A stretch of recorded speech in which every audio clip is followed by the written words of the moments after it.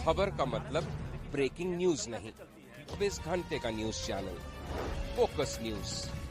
जनता की बात जनता के साथ। नए साल के नए अवसर पर बहुत जल्दी crime focus Sanjay news channel की पहल मिशन शक्ति राजस्थान के खेतड़ी तहसील में जल्द होगी लागू। मिशन शक्ति 50 के अंतर्गत जनपद औरैया की बेटी भाग्या अवस्थी के प्रेरणादायक विचार। तब तक आप सुने। मैं कहूंगी कि आज की आधुनिक नारी जब जमीनी स्तर से अपने जीवन को प्रारंभ करती है तो वो अनेक तृष्णाओं, अनेक कठिनाइयों को पार कर संघर्ष के साथ जब भारत के शीर्ष पद पर पहुंचती है तो वो माननीय महोदया द्रौपदी मुर्मू का उदाहरण प्रस्तुत करती है।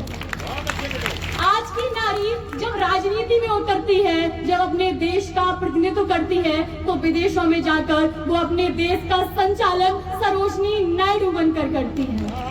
आज की ये नारी, मैं चाहती हूँ कि आधुनिक भारत की नारी जब शस्त्र उठाए तो वो वीरांगना रानी लक्ष्मीबाई जैसा उदाहरण प्रस्तुत करे, जिसके लिए हम आज भी कहते हैं कि सन 57 की वह तलवार पुरानी थी, खूब लड़ी मर्दानी पर वह तो झांसी वाली रानी थी। आज की नारी अपने स्वाभिमान के साथ जिए और जब वो गीत संगीत के क्षेत्र में बढ़े तो वो लता मंगेशकर सा उदाहरण प्रस्तुत करे। हमारे भारत की संस्कृति को वो बेटियां या वो नारियां कभी भी संजो कर नहीं रख सकती जो आज सोशल मीडिया पर अर्धनग्न होकर अपना प्रचार करती हैं। अभी तो हमारे देश की नारियां अपना प्रतिनिधित्व तब करती हैं जब वो अपनी संस्कृति, अपनी परंपरा, अपनी देश की धरोहर को जोड़ रखती है, सरोए रखती है और माननीय अवस्थी जैसा उदाहरण प्रस्तुत करती है।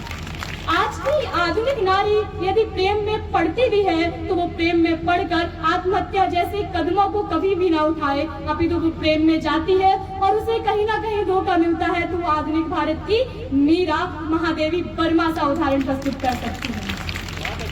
आवश्यकता है आज हम सभी को ये समझने की कि नारी सिर्फ नारी नहीं है। आज आधुनिक भारत की नारी जब एक माँ बनती है तो वो समन्वय करती है, जब वो देश की सेवा करती है तो वो वीरता का उदाहरण प्रस्तुत करती है, जब वो प्रेम का प्रसंग रखती है तो वो श्रृंगार रस का नेतृत्व करती है। और आवश्यकता है कि आज की जो नारी सिर्फ माँ, बहन, पत्नी तक सीमित है वो आने वाले भारत के भविष्य में इस देश का संचालन करे, इस देश का प्रतिनिधित्व करे और इस देश का प्रतिनिधित्व सिर्फ देश में नहीं अभी तो विदेशों में भी भारत की संस्कृति, भारत की सभ्यता, भारत की धरोहर का परचम फहराए। इसी के साथ मैं आप सभी नारियों का सम्मान करते हुए कहना चाहूंगी कि भूत को गुजार कर, वर्तमान को सुधार कर, अब भविष्य को जगमगाना होगा। होकर व्याप्त सिंहनी की भांति तुमको ही इतिहास में अपना नाम अंकित कराना होगा। किसी दुष्ट दुराचारी का साहस नहीं जो तुम्हारे अस्तित्व का गला घोंट पाए, बस तुमको माँ दुर्गा सी ललकार को दिखाना होगा। अरे करुणा और सेवा की भावनाओं से ओतप्रोत हो तुम, किंतु अब तुमको स्वाभिमान की परिभाषा बनना होगा।